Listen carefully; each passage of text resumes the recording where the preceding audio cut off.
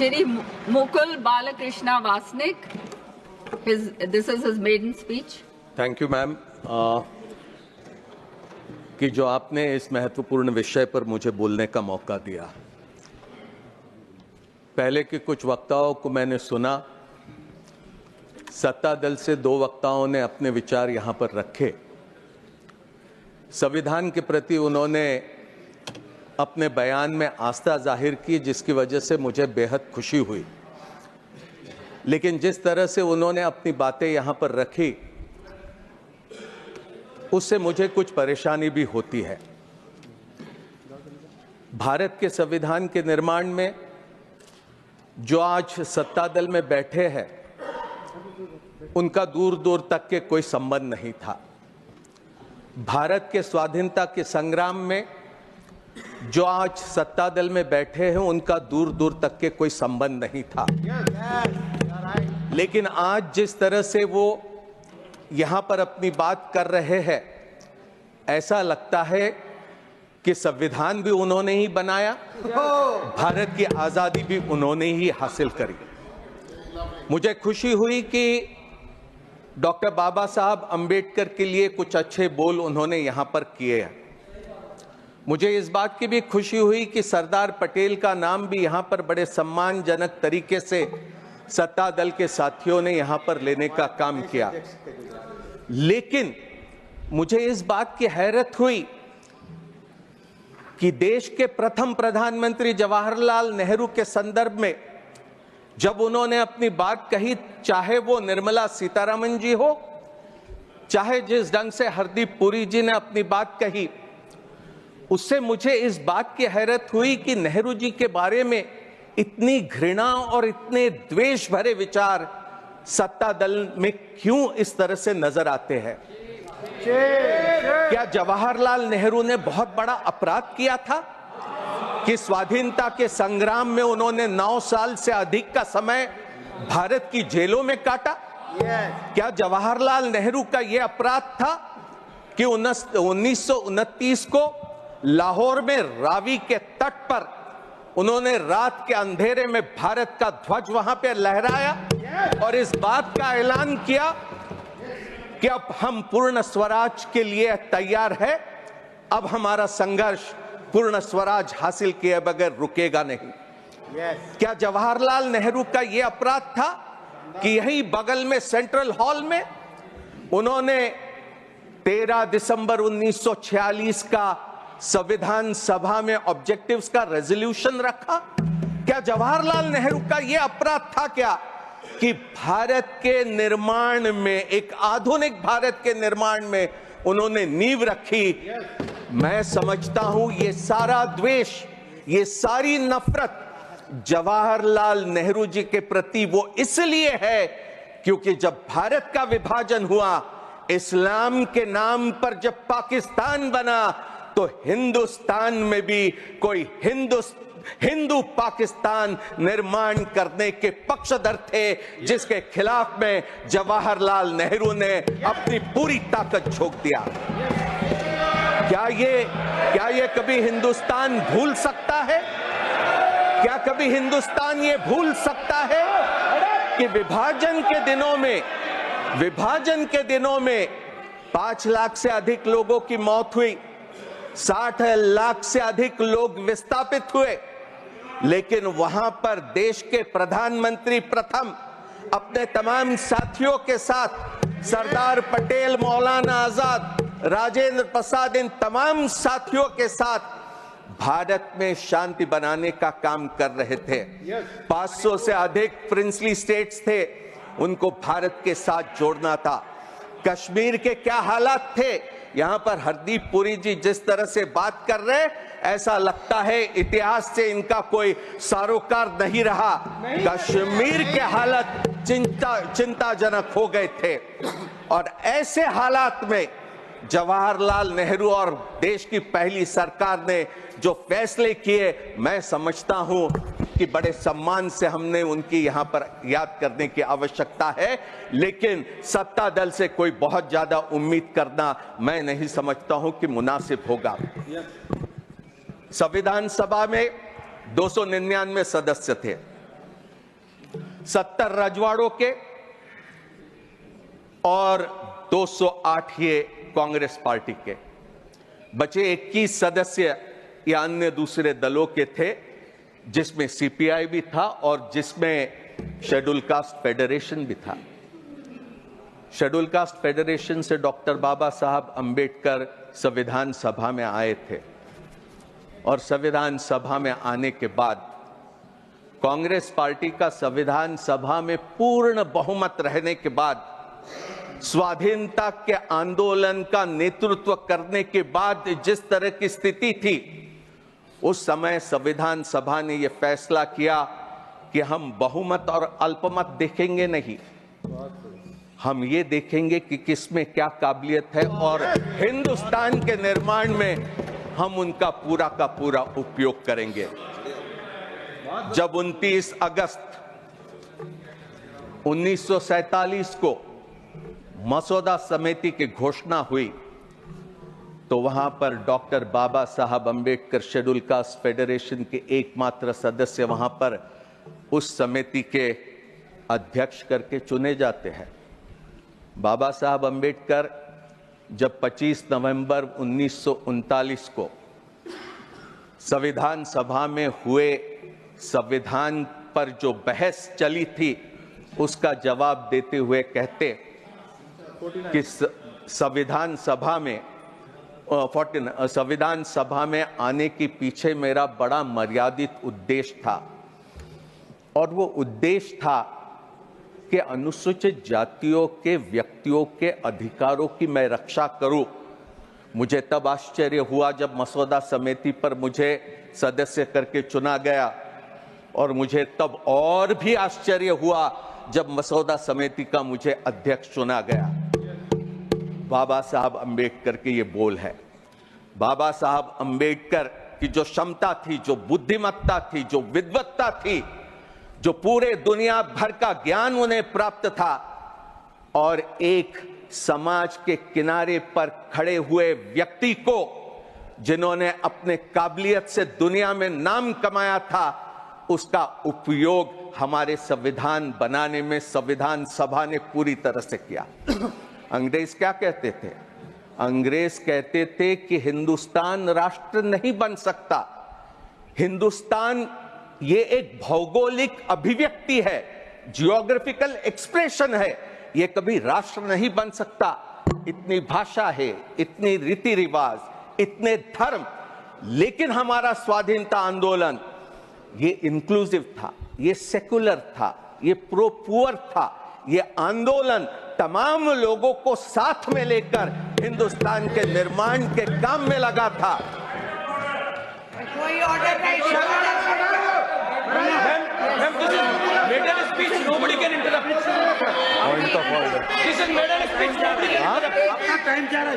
Mr. Jangra, this is his maiden speech. Madam, ये made a speech है. This is his maiden क्या point speech. of order है? Maiden. He's speaking his maiden speech. बोलिए बोलिए।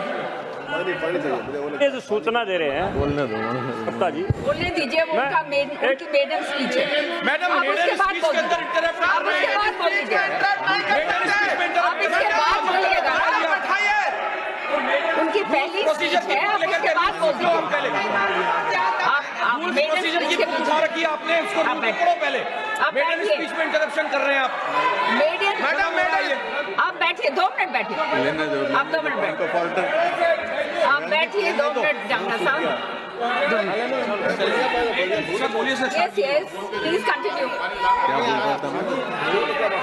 Please continue, Mr. Vasnik. Mr. Vasnik, I will allow him then. आ गया पानी। यार मेरे स्पीच में इंटरप्शन, दिस इज रॉन्ग। और वो भी हरियाणा रूल्स प्रोसीजर को लेकर के और गलत चीज कर रहे हैं। उनको वो तो मालूम है क्या रूल्स। हाँ, मैं तो समझता था कि आपका पूरा संरक्षण मुझे मिलेगा, लेकिन थोड़ा सा व्यवधान इसमें जरूर हुआ। आपको संरक्षण पूरा मिला है, तभी आप बोल रहे हैं। बोलिए। तो बाबा साहब अंबेडकर का भारत के संविधान के निर्माण में संविधान सभा ने पूरा उपयोग किया। उस समय के यूरोप में क्या था?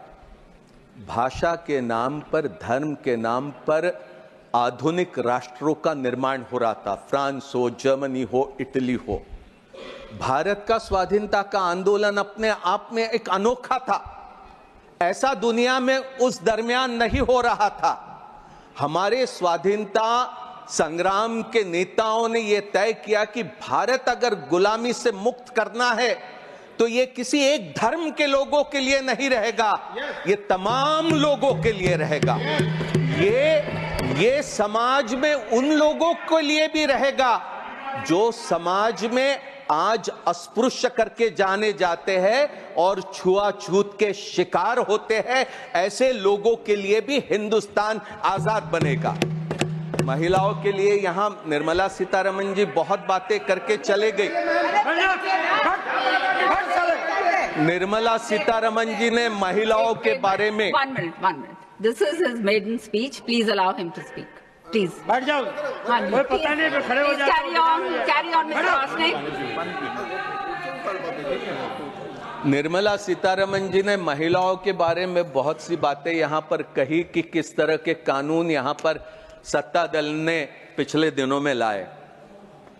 बहुत अच्छी बात है, महिलाओं के लिए आरक्षण मिले, ये तो हमारा भी यही ख्याल रहा है। इस पर हमने भी काम किया है।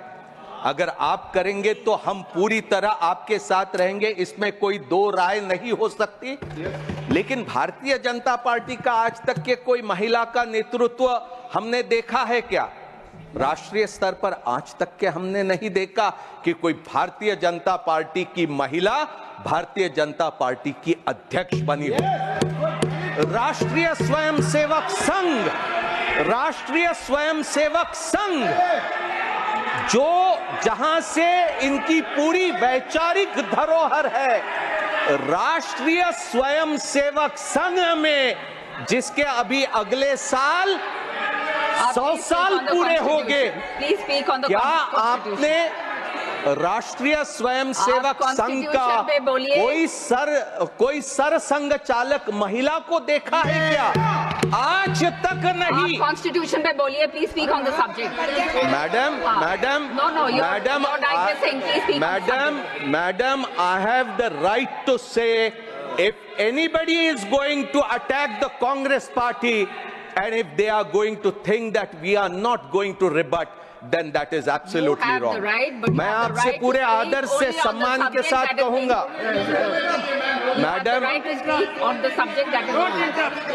मैडम, मैं पूरे आदर और सम्मान के साथ कहूंगा कि अगर कांग्रेस का नाम जब लिया गया तब उन्हें रोक देते, मैं भी चुप रहता। मैंने अपने वाणी पर इनका नाम नहीं आने दिया होता।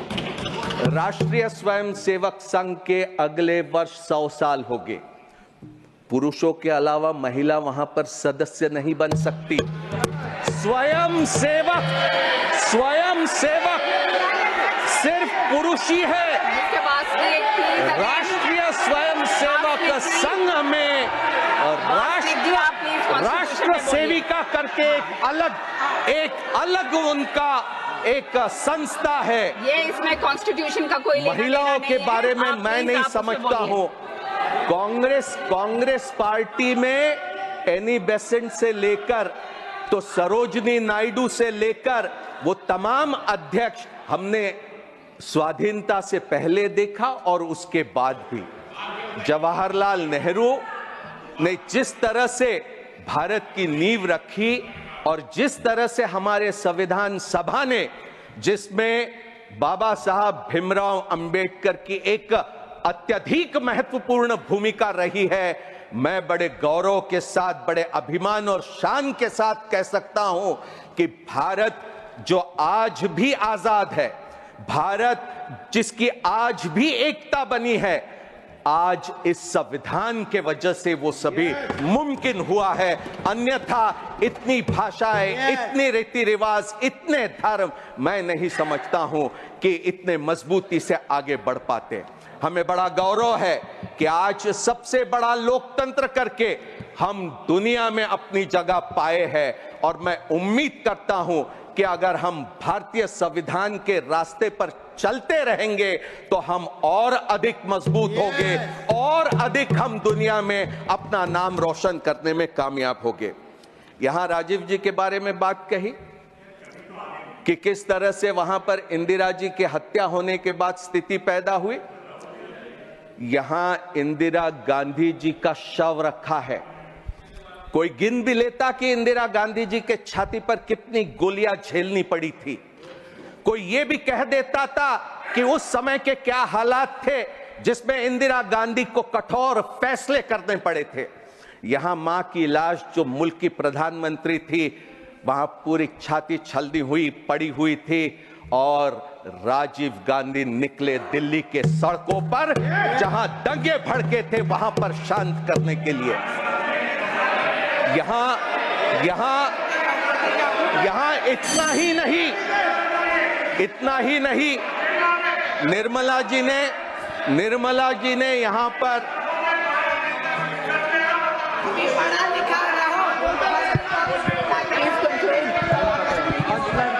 देखिए शेखर जी ये आपके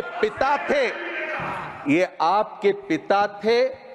राम मनोहर लोहिया हॉस्पिटल में जब संजय गांधी का शव वहां पर पहुंचा था, इंदिरा जी वहां पर पहुंचे और चंद्रशेखर जी के साथ वहां पर बात करने लगी कि हम पंजाब के हालात को कैसे सुधारेंगे। आप क्या बात कर रहे हैं?